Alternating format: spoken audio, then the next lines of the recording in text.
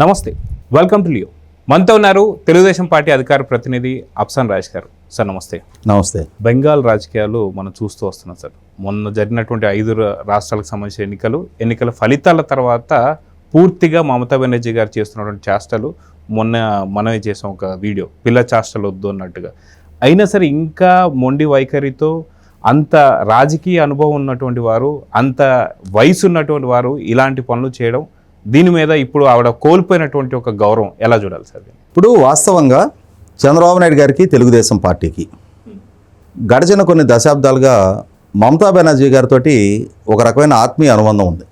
రాష్ట్ర విభజన బిల్లు ప్రవేశపెట్టిన నాటి నుంచి రాష్ట్ర సమస్యల గురించి, ఈ విభజన హామీల గురించి తెలుగుదేశం పార్టీ పార్లమెంటులో తన గళం వినిపించిన ప్రతి సందర్భంలో కూడా తృణమూల్ కాంగ్రెస్ పార్టీ తెలుగుదేశం పార్టీకి, ఆంధ్రప్రదేశ్ రాష్ట్రానికి అండగా నిలిచింది. ఆఖరికి 2019కి ముందు 2018లో నాడు తెలుగుదేశం పార్టీ నరేంద్ర మోడీ గారి ప్రభుత్వానికి వ్యతిరేకంగా ప్రవేశపెట్టబడ్డ అవిశ్వాస తీర్మానం నాడు కూడా తెలుగుదేశం పార్టీకి మద్దతుగా తృణమూల్ కాంగ్రెస్ నిలిచింది. రీసెంట్గా రాష్ట్ర రాజధానిగా అమరావతిని ప్రతిపాదిస్తూ విభజన చట్టానికి చేసిన రాజ్యాంగ సవరణ బిల్లులో కూడా ఆంధ్రప్రదేశ్ రాష్ట్రానికి మద్దతుగా తృణమూల్ కాంగ్రెస్ నిలిచిందనేది వాస్తవం. కాబట్టి ఇక్కడ మనం చేసే వ్యాఖ్యలు ఏదో దురుద్దేశం, మనం ఈరోజు ఎన్డీఏలో భాగస్వాములుగా ఉన్నాం కాబట్టి అక్కడ మమతా బెనర్జీ గారు భారతీయ జనతా పార్టీకి వ్యతిరేకంగా ఉన్నారు కాబట్టి అని చెప్పని భారతీయ జనతా పార్టీ పట్ల పక్షపాత ధోరణితోటో మమతా బెనర్జీ గారి పట్ల వ్యతిరేక వైఖరితోటో మనం వ్యాఖ్యలు చేయటల్లా. వాస్తవ పరిస్థితిని గుర్తెరిగి వాస్తవాల ప్రాతిపదిక మీద మనం గతంలో అనలైజ్ చేసాం, ఇప్పుడు కూడా అనలైజ్ చేస్తున్నాం. అంటే మన హితం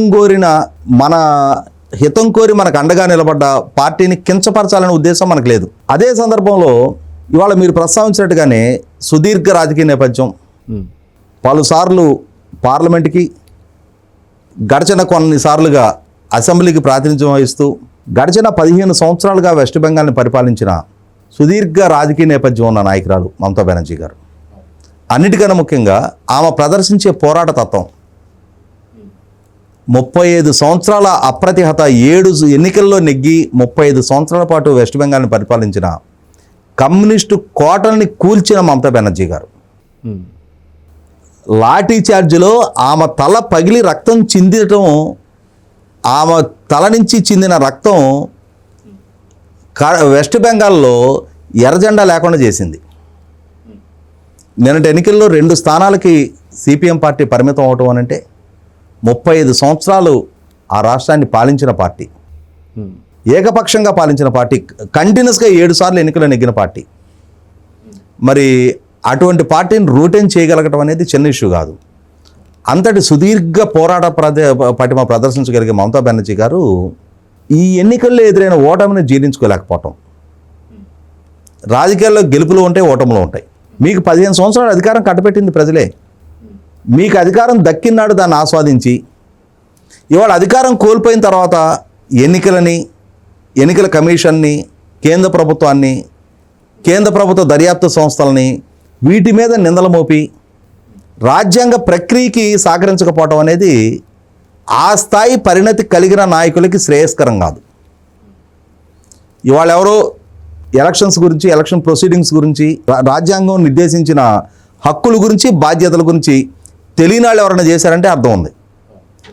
ఇంత సుదీర్ఘ నేపథ్యం కలిగిన మమతా బెనర్జీ గారు మరి ఈ విధంగా వ్యవహరించడం, ఎన్నికల్లో ఓడిన తర్వాత వారు స్వయంగా పోటీ చేసిన స్థానంలో కూడా ఎమ్మెల్యేగా 1000 ఓట్ల మార్జిన్తో ఓడిపోయిన తర్వాత నేను ముఖ్యమంత్రిగా రాజీనామా చేయను, ఈ జరిగిన ఎన్నికను గుర్తించను, మీరు గుర్తించినా గుర్తించకున్నా ఎన్నిక జరిగింది, ఈ జరిగిన ఎన్నికలో మీ పార్టీ నుంచి 81 మంది శాసనసభ్యులు ఎన్నికయ్యారు, ఇప్పుడు మీరు ఎన్నికను గుర్తించట్లేదు కాబట్టి మీరు ముఖ్యమంత్రి పదవికి రాజీనామా చేయను అంటున్నారు కాబట్టి ఇప్పుడు కొత్తగా ఏర్పాటు అయ్యే సభలో ఈ 81 మంది శాసనసభ్యులుగా ప్రమాణ స్వీకారం చేయరా? వాళ్ళ ప్రివిలేజెస్, వాళ్ళ హోదా, వాళ్ళ గౌరవం, వాటిని అన్నింటినీ వాళ్ళు ఎదుర్కోవడానికి సిద్ధంగా ఉన్నారా? కాదుగా. ఈ 81 మందితో ప్రధాన ప్రతిపక్ష పాత్ర పోషించడానికి మీ పార్టీ సిద్ధంగానే ఉంటుంది. అంటే ఏంటి, అక్కడ అదే ఎన్నిక ద్వారా దక్కిన ఫలాన్ని తీసుకోవడానికి సిద్ధపడతారు. కోల్పోయిన దాన్ని గుర్తుపెట్టుకొని దానికోసం ఈ ఆక్రోశం వ్యక్తం చేయటం అనేది, జరిగిన ఎన్నికల ప్రొసీడింగ్నే నేను డైజెస్ట్ చేసుకోను, నేను గుర్తించను అంటాము ఆక్షేపణీయం. ఇవాళ భారతదేశపు ప్రజాస్వామ్యానికి, ఇక్కడ జరిగే ఎన్నికలకి, ఇక్కడ జరిగే అధికార మార్పిడికి మన ఇరుగు పొరుగునున్న దేశాలతో పోల్చి చూసుకున్నప్పుడు చాలా చాలా నక్కకి నాగలోకానికి ఉన్నంత తేడా ఉంది. ఇవాళ వెస్ట్ బెంగాల్కి ఒక సరిహద్దుగా ఉన్న బంగ్లాదేశ్లో చూసినా, నేపాల్లో చూసినా, పాకిస్తాన్లో చూసినా, శ్రీలంకలో చూసినా మరి ఎటువంటి ప్రజాస్వామ్యం అక్కడ కొనసాగుతుంది, ఏ విధమైన ప్రభుత్వాల పాలన అక్కడ జరుగుతూ ఉంది, ఏ విధమైన సైనిక తిరుగుబాట్లు, ప్రజా తిరుగుబాట్లు అక్కడ చోటు చేసుకుంటున్నాయి అనేది కళ్ళ ముందు కనిపిస్తున్నప్పుడు, అయినా సరే 140 కోట్ల పైగా ఉన్న జనాభా కొద్దిపాటి చెదురుమదురు సంఘటనలు, ఘర్షణలు వీటిని పక్కకు పెట్టేస్తే సైనిక తిరుగుబాటులు లాంటి సంఘటనలో, అధికారాన్ని ప్రభుత్వాన్ని హస్తగతం చేసుకోవటం అనే సంఘటనలో ఇప్పటిదాకా మనం చూడలా. అటువంటి జరుగుతాయి అనేది ఊహకు కూడా అందదు మన దేశంలో. అటువంటి దగ్గర రాజ్యాంగ ప్రక్రియకి ఆటంకం కలిగేయటం ద్వారా, నేను రాజీనామా చెయ్యను అని మొండికేయటం ద్వారా వెస్ట్ బెంగాల్తో పాటు అస్సాంలో ఎన్నికలు జరిగినాయి, కేరళలో ఎన్నిక జరిగింది, తమిళనాడులో ఎన్నిక జరిగింది, పాండిచ్చేరిలో ఎన్నిక జరిగింది.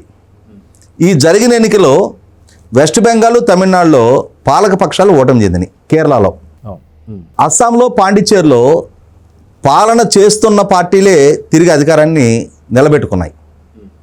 అది జరిగింది, ఇది జరిగింది. నిజంగానే ఎలక్షన్ కమిషను వెస్ట్ బెంగాల్లో ఎన్నికను మేనేజ్ చేసినట్టుగా మిగిలిన రాష్ట్రాల్లో కూడా మేనేజ్ చేయాలి అనుకుంటే, నేను ఒక సింపుల్ ఎగ్జాంపుల్ చెప్తా. ఇవాళ భారతీయ జనతా పార్టీకి జాతీయ స్థాయిలో ప్రధాన ప్రత్యర్థి కాంగ్రెస్ పార్టీ. ఒకనాడు దేశం మొత్తాన్ని అప్రతిహతంగా పరిపాలించిన కాంగ్రెస్ పార్టీ ఇవాళ కేవలం 3 రాష్ట్రాలకు పరిమితమైంది: హిమాచల్ ప్రదేశ్, కర్ణాటక, తెలంగాణ. ఇటువంటి స్థితిలో ఇవాళ గడిచిన 2014, 2019లో కాంగ్రెస్ పార్టీకి పార్లమెంటులో ప్రధాన ప్రతిపక్ష హోదా కూడా దక్కల. కానీ ఈ టెన్యూరు కాంగ్రెస్ పార్టీ 99 స్థానాలతో ప్రధాన ప్రతిపక్ష హోదా దక్కించుకోగలిగింది. అంటే ఒక పక్క కాంగ్రెస్ పార్టీ బలపడుతుంది.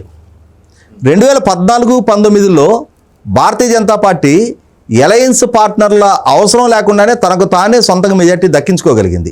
కానీ ఈ ఎన్నికలో భారతీయ జనతా పార్టీ అలయన్స్ పార్ట్నర్ల మద్దతుతోటే ప్రభుత్వం ఏర్పాటు చేయగలుగుతూ ఉంది. అంటే ఈ పరిణామ క్రమం ఏం స్పష్టం చేస్తుంది? ఒక పక్క రైజింగ్ ఆఫ్ కాంగ్రెస్, ఒక పక్క డిటీరియేషన్ ఆఫ్ బీజేపీ. ఇటువంటి అప్పుడు కేంద్రంలో అధికారంలో ఉన్న భారతీయ జనతా పార్టీ ఎలక్షన్ కమిషన్ని, ఈవీఎంలు మేనేజ్ చేయడానికి ఆస్కారం ఉండుంటే ఈ రైజ్ అవుతుంది అనుకుంటున్న కాంగ్రెస్ పార్టీకి కేరళ రాష్ట్రాన్ని దక్కనిస్తారా? ఎల్డీఎఫ్ అధికారంలో కొనసాగడం వల్ల భారతీయ జనతా పార్టీకి వచ్చే ముప్పు లేదు.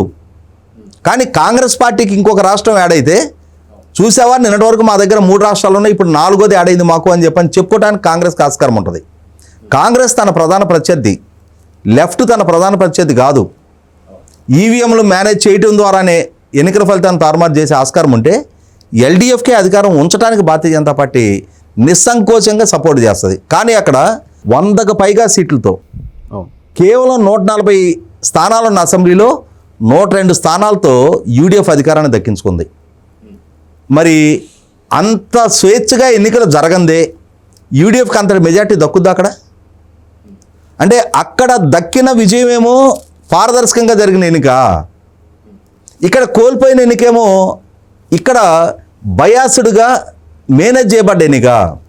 ఈ విధమైన ఆర్గ్యుమెంట్ అనేది ఆ స్థాయి నాయకత్వానికి శోభనివ్వదు. కాబట్టి ఇవాళ నిన్న గవర్నర్ గారు అసెంబ్లీని రద్దు చేశారు.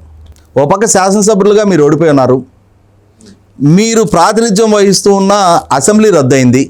అసెంబ్లీ రద్దయినాక డిఫాల్ట్గా మీరు రాజీనామా చేసినా చేయకపోయినా సభే లేనప్పుడు ఇంకా సభానాయకురాలుగా మీరు ఎక్కడ ఉంటారు?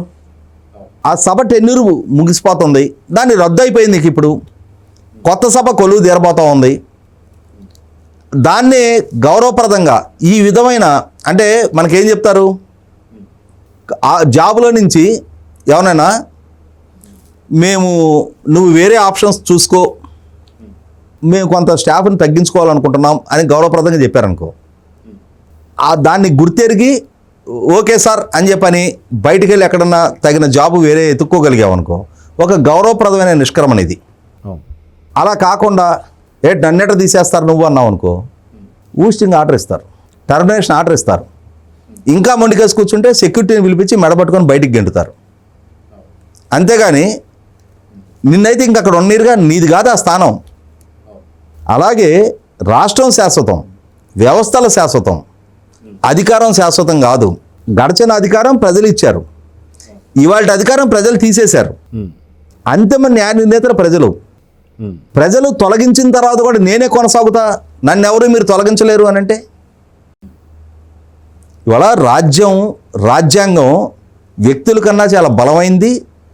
ఆ బలానికి ఇటువంటి పిల్లి మొగ్గల్ని కుప్పుకాంతుల్ని కట్టడి చేయగలిగే శక్తి సామర్థ్యాలు ఉన్నాయి.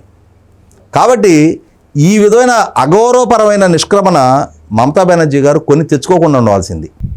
ఎలా అయితే స్టాలిన్ గారు, ఎలా అయితే విజయన్ గారు గౌరవప్రదంగా ఓటమిని అంగీకరిస్తూ వెళ్ళి రాజీనామా సమర్పించారో అలాగే గౌరవప్రదంగా ఆమె కూడా రాజీనామా సమర్పించున్నట్టయితే ఆమెకే హుందాతనంగా ఉండేది.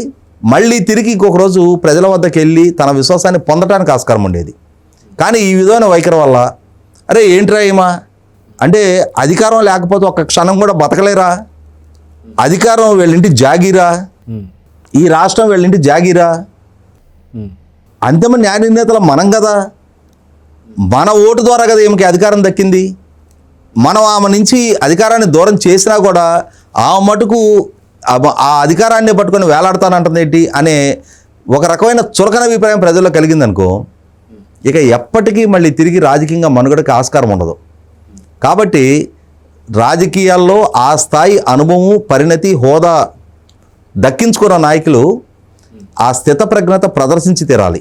సో ఖచ్చితంగా మీరు అన్నట్టుగా ఏదైతే తమిళనాడు కావచ్చు, కేరళ కావచ్చు, ఇప్పుడు మమతా బెనర్జీ గారిని పెట్టుకొని అక్కడ స్టాలిన్ గురించి వీళ్ళందరి గురించి చర్చిస్తున్నారంటే నిజంగా ఇప్పటిదాకా ఉన్నటువంటి ఒక రాజకీయ అనుభవం గురించి కంప్లీట్గా తను కోల్పోయిందన్నట్టే కనిపిస్తుంది. సో చూద్దాం సార్ ఏం జరగబోతుంది. నమస్తే. Please subscribe to Leo News for more videos.